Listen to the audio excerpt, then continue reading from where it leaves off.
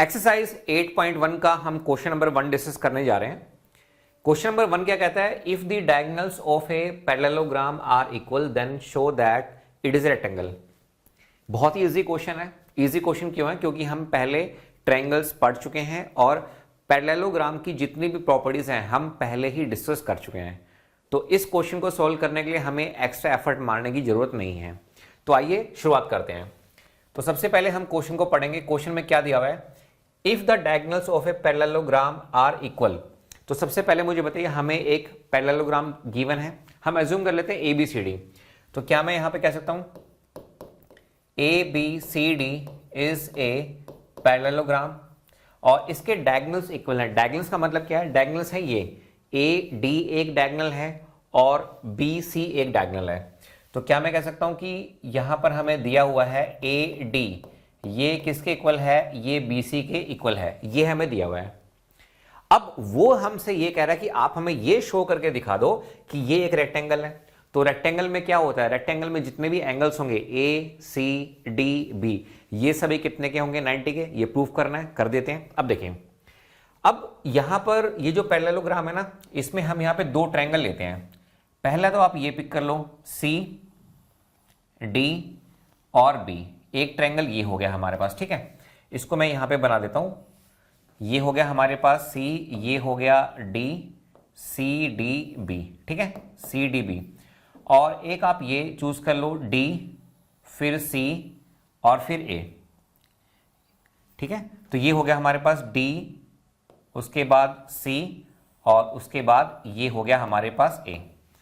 तो यहीं पे मैं लिख देता हूं कि हमने यहां पे चूज किए हैं दो ट्रायंगल, एक है सी डी बी एंड दूसरा ट्रायंगल है हमारे पास डी सी ए। ये दो ट्रायंगल हमारे पास हैं। अब मुझे बताओ इन दोनों ट्रायंगल में कॉमन क्या रहा है? ये साइड दोनों ट्रायंगल में क्या है? कॉमन है।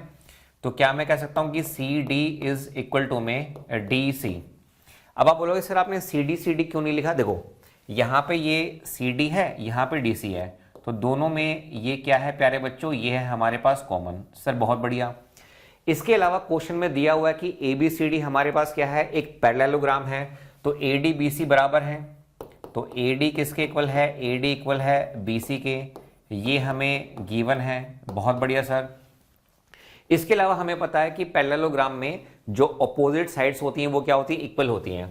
यानी कि ये जो हमारे पास ए सी है ये किसके इक्वल होगा? बी डी के इक्वल होगा। तो यहां पर हम लिख देते हैं, तो ए सी हमारे पास किसके इक्वल होगा? ये होगा हमारे पास बी डी के। हम यहां पे लिख सकते हैं ये हमारे पास क्या है? अपोजिट साइड्स हैं किसकी? ऑफ पैरेललोग्राम की। सर बहुत बढ़िया। ऐसा करने से हमें एडवांटेज ये मिल गई कि हमने जो दो ट्रायंगल चूज किए थे वो कॉन्ग्रुएंट मिल गए। कॉन्ग्रुएंट का मतलब क्या होता है? मतलब अगर मैं इसको काटूं, अगर मैं इस वाले ट्रायंगल को काटता हूं पेपर पे बना के, तो वो एग्जैक्टली सेम आएगा इस ट्रायंगल के। ठीक है, इसको बोलते हैं कॉन्ग्रुएंट, मतलब साइज में भी सेम होता है और शेप में भी सेम होता है। ठीक है, अब मुझे बताओ, क्या मैं यहां पे कह सकता हूं कि यहां से हमें एक एडवांटेज ये मिल गई कि ये जो एंगल सी है ये किसके बराबर होगा? डी के। तो एंगल सी किसके बराबर होगा? हम अच्छा उससे पहले मैं यहां पे ये लिख देता हूं कि दोनों ट्रायंगल हमारे पास कॉन्ग्रुएंट हो गए हैं। तो क्या मैं यहां पे लिख दूं ट्रायंगल सी डी बी ये कॉन्ग्रुएंट हो गया है ट्रायंगल डी सी ए के। सर बहुत बढ़िया। तो एंगल जो सी होगा हमारे पास, अब मैं इसको रब कर देता हूं, हमें इसकी जरूरत नहीं है। तो क्या मैं यहां पे कह सकता हूं कि ये जो एंगल हमारे पास सी होगा ये किसके बराबर होगा? डी के बराबर होगा। Sir very good. तो एंगल सी किसके बराबर होगा? Angle D.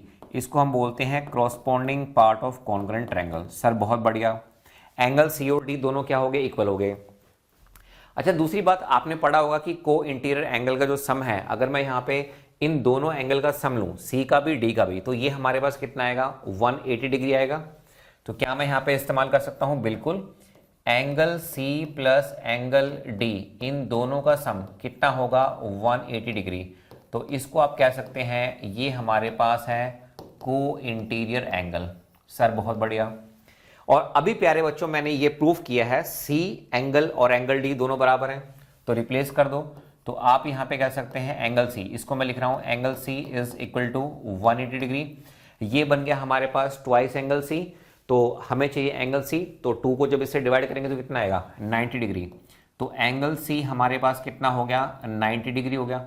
और आपको पता है सी और डी दोनों हमारे पास क्या है इक्वल है, इसका मतलब एंगल डी भी हमारे पास कितना होगा 90। यानी कि ये एंगल सी कितने का है 90 का, एंगल डी हमारे पास कितने का है 90 का, ये मैंने प्रूव कर दिया। अब पैरेललोग्राम में हमें पता है कि जो अपोजिट एंगल्स होते हैं वो इक्वल होते हैं, मतलब सी के सामने बी सेम होगा, डी के सामने ए क्या होगा सेम होगा। तो हमें पता है, क्या मैं यहां पर लिख दूं, in parallelogram opposite angles are same.